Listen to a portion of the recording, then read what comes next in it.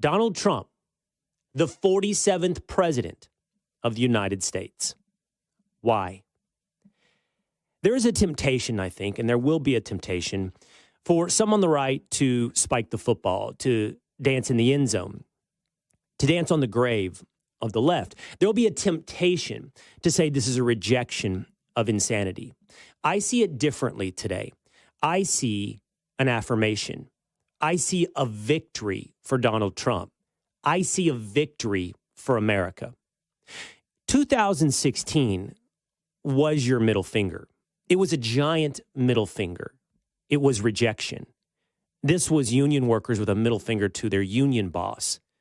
This was Hicks, hayseeds, rejecting the good old boys. And this was even the good old boys rejecting the effete elites.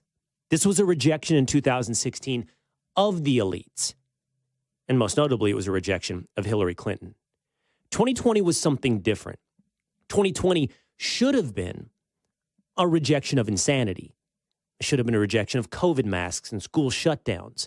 It should have been a rejection of BLM insanity, of transgender insanity, of race hucksters.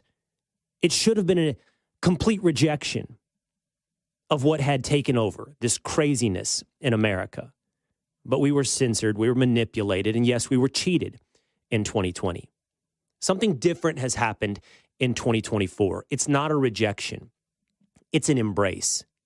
You see, all of that hucksterism, calling everything racist, well, that had moved on. It ceased being something scary and had turned into a joke. It even went from being a joke into something sad. It went from something sad to being something blocked.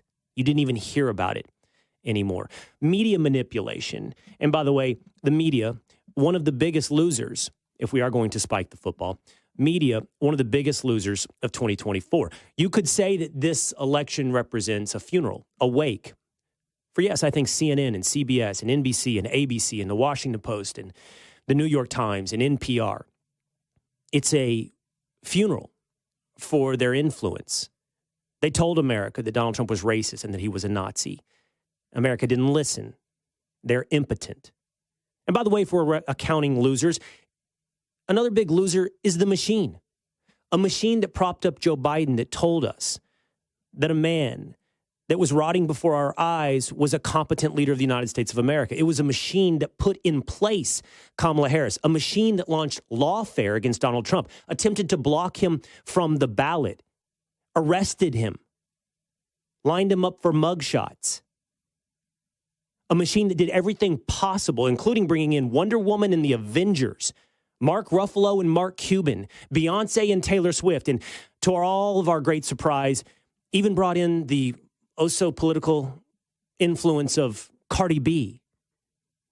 The machine wielded all that power and lost. But 2024, I don't think, is about that loss because it all had been reduced into a Reddit comment section. You're a Nazi. You're a fascist.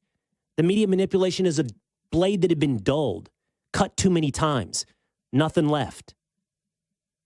No, what I think happened in 2024, as opposed to the rejection of 16 and the would-be rejection of 20, what I think happened in 2024 was an embrace of Donald Trump's economy, an embrace of Donald Trump's personality as exhibited in places like with Theo Vaughn or Andrew Schultz or Joe Rogan, an embrace of a true joy, red, white, and blue, an embrace of Donald Trump, and as such, a victory for the United States of America.